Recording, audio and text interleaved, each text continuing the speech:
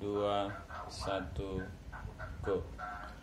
A'udzubillahi minasyaitonirrajim. Bismillahirrahmanirrahim. Assalamualaikum warahmatullahi wabarakatuh. Waalaikumsalam warahmatullahi wabarakatuh. Alhamdulillah. Anak-anak apa kabar? Udah lama tidak mendengar siaran Pak Herman ya. Kembali kita akan belajar ilmu pengetahuan sosial, materi dinamika penduduk. Dan mudah-mudahan anak-anak senantiasa diberikan kesehatan, ibu bapaknya diberikan rezeki oleh Allah. Karena pelajaran melalui daring ini membutuhkan biaya dan membutuhkan pendampingan dari orang tua yang tidak sedikit pengorbanannya untuk anak-anaknya. Mudah-mudahan jadi pahala lah ya. Nah, anak sekalian, materi dinamika penduduk, kita harus tahu dulu penduduk itu apa, dinamika itu apa. Jadi penduduk itu adalah kumpulan orang ya, yang menetap di suatu wilayah dengan hukum-hukum dan peraturan-peraturan yang ada. Jadi kalau dia di sebuah negara Indonesia, katakanlah maka penduduk Indonesia. Kalau dia di sebuah negara lain, katakanlah penduduk negara Malaysia dan negara-negara yang ada di dunia ini. Nah, kemudian anak-anak, karena berbicara masalah dinamika itu perkembangan penduduk, namanya dinamika. Ada pertumbuhan di sana, ya, berbicara dinamika, ada pergerakan di sana. Pergerakan siapa? Pergerakan penduduk. Ya. Kemudian ada pertumbuhan, ada yang lahir, kemudian ada pengurangan dari penduduk itu, maka itu dinamika. Ya. Nah, pengurangan penduduk disebut dengan juga mortalitas dalam bahasa geografi, dalam bahasa demografi, ilmu kependudukan. Jadi natalitas, mortalitas itu berpengaruh besar tentang penduduk. Nah, kemudian tentu anak-anak dalam membicarakan dinamika penduduk itu, dan ini tidak bisa dinafikan dari pergerakan-pergerakan dari suatu tempat ke tempat yang lain. Karena sifat manusia itu makhluk sosial. Ya, dia mencari kebutuhan di luar rumahnya. Dengan skill yang dimiliki, dengan kemampuan apapun yang mereka miliki, sehingga dia mendapatkan sesuatu yang mereka inginkan. Nah, dinamika penduduk dalam kaitan di sebuah negara atau di sebuah tempat, ya tentunya tidak lepas dari pergerakan-pergerakan penduduk itu sendiri.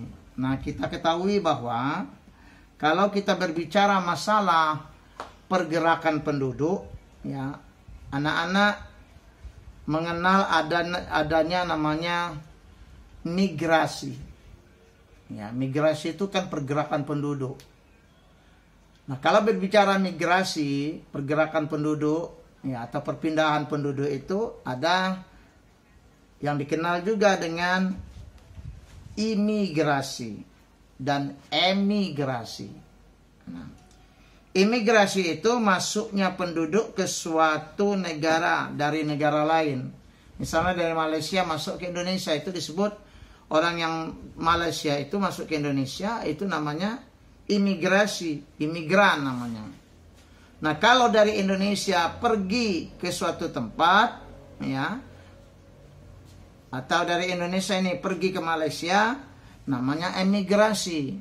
Jadi keluarnya penduduk suatu negara menuju ke negara yang lain. Nah, masuknya penduduk dari satu negara ke negara yang ditujunya, itu disebut dengan imigrasi. Nanti harus Anda bedakan, anak-anak bedakan. Jadi ada yang disebut dengan imigrasi, ada yang disebut dengan emigrasi. Kalau emigrasi itu adalah, misalnya Pak Herman ini dari Indonesia menuju Arab Saudi. Ya.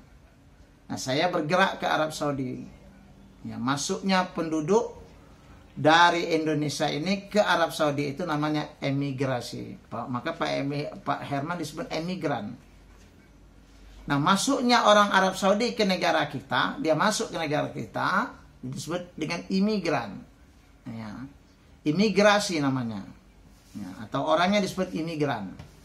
Nah, anak-anak, itu secara negara ke negara.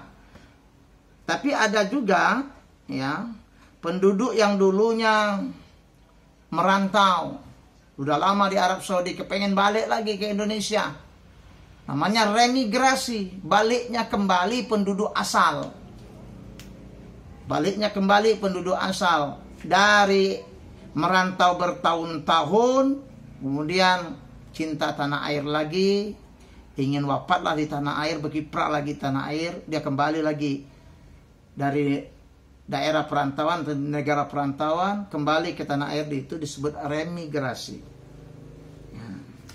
Nah, kemudian ya ada juga yang disebut dengan evakuasi. Biasanya evakuasi ini perpindahan penduduk secara berkelompok karena ada sesuatu yang mengancam. Bisa bencana alam, bisa juga karena peperangan. Penduduknya karena terancam kehidupannya, maka dievakuasi dia dari suatu tempat yang nggak aman ke tempat yang lain yang lebih aman lagi. Ya, nah, itu evakuasi. Kemudian, ya, kalau kita secara internal anak-anak juga pernah belajar tentang dinamika penduduk, pergerakan penduduk di internal suatu negara. Ada yang disebut dengan urbanisasi. Urbanisasi itu orang-orang desa itu pindah ke kota karena kota itu ya menarik betul. Kehidupan di kota, hiburannya banyak, ya. Artis ibu kotanya banyak di sana, ya, asal ada duit saja. Tapi orang-orang ke kota menjadi urban, biasanya dia ya motif ekonomi juga. Sekalipun tidak punya skill, mereka nekat, ada yang nekat juga. Maka jualan asongan, nyemir sepatu, jual minuman di lampu merah dan lain sebagainya. Ya, kalau nggak demikian, mereka akan terbengkalai di kota. Ya, nah, penduduk dari desa meninggalkan desanya ke kota itu ya urbanisasi. Maka disebut kaum urban yang berpindah dari desa ke kota. Negatifnya, desa itu kehilangan tenaga untuk bertani. Maka pertanian kadang-kadang tidak produktif. Ya. Karena kota lebih menjanjikan. Tapi kalau ada orang punya skill, punya kemampuan, insya Allah, ya, mereka bisa berkiprah di kota. Tapi kalau tidak punya pengetahuan, tidak punya skill, maka ada pepatah mengatakan, ibu tiri tidak sekejam dari ibu kota. Jadi masih makan dengan ibu tiri. Kalau di ibu kota nggak bisa makan, saking kejamnya. Ya. Nah, kemudian anak-anak sekalian, ya, ada juga program pemerintah. Ya, daerah Jawa itu padat misalnya. Nah, kemudian digerakkanlah penduduk, dipindahkan. Ya, maka ini disebut dengan transmigrasi. Daerah-daerah kosong yang masih banyak hutannya belantara seperti Lampung, Palembang, rata-rata Pulau Sumatera itu rata-rata dimasuki oleh orang-orang Jawa yang bertransmigrasi. Dampak positifnya timbul kegiatan ekonomi dari sektor pertanian. Dari sektor pertanian nanti bergerak pada industri dan lain sebagainya. Karena masuknya orang-orang yang mereka itu bukan hanya sekedar pindah, tapi mereka mengelola lahan. Dan kalau mengelola lahan ini terjadi sektor-sektor ekonomi. Maka daerah yang dituju biasanya itu maju.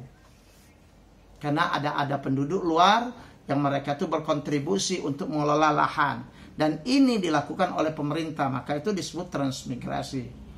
Nah, kebijakan transmigrasi ini anak-anak, itu sudah dimulai dari Orde Baru. Sebenarnya dari Orde Baru. Ya, dari Pak Presiden kita yang kedua namanya Haji Muhammad Soeharto. Kalian belum lahir. Ya. Itu presiden kedua. Presiden yang pertama Soekarno. Ya, presiden kedua Soeharto. Presiden ketiga Habibie. Keempat kelima cari dewek lah. Masa nggak tahu? Iya Min. Ya. Nah itu silakan tuh anak-anak ya. Masa sejarah bangsa nggak tahu, pemimpinnya, presidennya nggak tahu. Ya. Nah kemudian ya ada istilah-istilah lain dari pergerakan penduduk itu. Ada yang disebut dengan forensen, yaitu orang-orang yang tinggal di luar kota, pinggiran, tapi dia mencari nafkah di kota. Ya, jadi dia di desa tidak, di kota tidak, pinggiran. Kalau Jakarta itu berarti Bekasi, itu pinggirannya tuh. Pernah ke Bekasi belum? Belum. Jalan suruh orang tua itu, jangan mendap aja di rumah. Ya. Kalau di Lampung ini, provinsi Lampung ini, apa Banan Lampung kan kota, apa pinggirannya itu ya seperti Sababalau, tempat bapak sana itu, pinggiran-pinggiran. Tapi nyari kerjanya di kota. Nah itu yang disebut dengan forensen, ya bahasa Inggris ini. Nah, ada yang disebut literature outcome, ya. Apa itu Pak Win katanya ya? Bacanya apa tuh Pak Win? Ya. Kembalinya penduduk desa, dia udah pindah ke ke kota, tapi dia kembali lagi, balik ke campnya dia, balik ke kampung halaman lagi. Ternyata tidak selamanya kota itu menjanjikan kehidupan yang baik. Ya. Ada juga orang bercocok tanam, mengembangkan pertanian, bisa juga hidup layak. Jadi sesungguhnya pergerakan penduduk, dinamika penduduk itu ya memang banyak faktor yang mempengaruhinya. Ya. Mempengaruhi dinamika dan perkembangan penduduk itu. Ya. Dan ini tidak terlepas dari bagaimana keadaan suatu wilayah, suatu negara, suatu tempat. Ya, bisa pergerakan penduduk itu pindah dari satu negara ke negara lain, dari satu desa ke desa yang lain, satu desa ke kota, dari kota ke desa, dan lain-lain. Nah, namanya ini dinamika. Dan anak-anak, ya tentunya ya keterkaitan dinamika penduduk ini sebenarnya keterkaitan dengan kecukupan atau kebutuhan kehidupan manusia itu sendiri. Ya. Misalnya kita ingin anak kita sekolah lebih layak lagi mendapatkan pendidikan. Orang-orang desa yang punya duit dia kirim anaknya ke kota, ke tempat lain yang menjanjikan pendidikan. Bisa faktor pendidikan, bisa faktor ekonomi, ya, bisa faktor keamanan. Nah itu yang mempengaruhi dinamika penduduk. Di samping juga dengan kelahiran dan kematian itu sendiri. Ya, kita nggak bisa menafikan lahir, mati. Ya itu udah kalau dalam kajian agama, kullu nafsin za'iqatul maut, setiap yang bernyawa pasti mati. Ya, dan suatu saat yang mati itu berganti lagi dengan yang hidup. Ya, semuanya ada yang mengatur. Itulah kalau kita dengan keyakinan agama yang mengatur itu, yang menciptakan itu adalah Allah SWT, Rabb kita, Rabb yang menguasai hidup dan mati kita. Dan ini harus yakin pada kita karena kita percaya dengan Tuhan. Karena ada di Indonesia ini ada juga yang nggak percaya dengan Tuhan, ateis. Makanya orang-orang PKI itu orang yang nggak percaya dengan Tuhan. Karena dia nggak percaya dengan Tuhan, apa yang diperbuatnya baik buruk nggak ada ukuran. Ya. Yang penting mereka kuat, yang tersisi lemah mati. Nah, maka bahaya.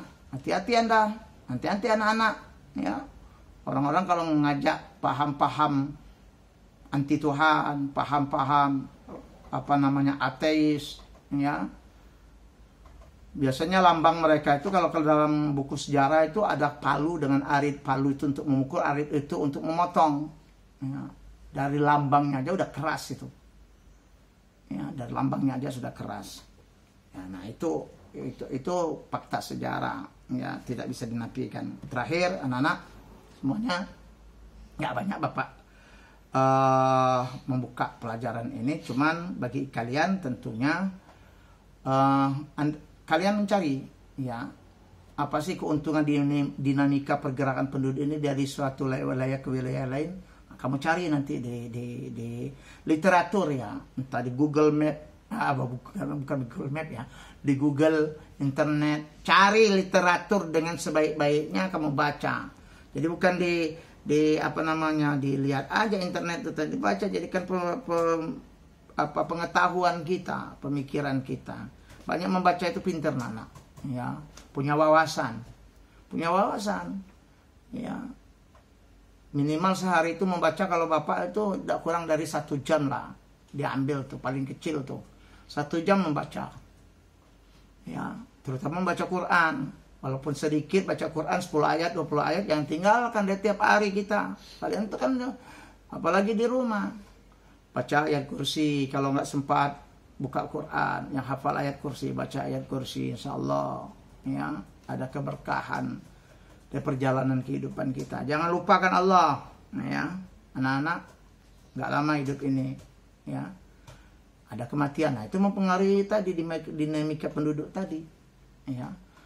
Nah, kalau kita berkontribusi baik dalam hidup ini, insya Allah dicatat oleh Allah di atas langit sana, catatan orang-orang yang baik. Walaupun tidak terkenal di dunia, tapi terkenal di penduduk langit. Ini dunia nggak terkenal, di penduduk langit nggak terkenal, mau kemana? Mau kemana? Ada orang yang terkenal di bumi, tapi dibenci oleh penduduk langit. Fir'aun, Qarun, Abu Jahal, Abu Lahab, Abu Jan.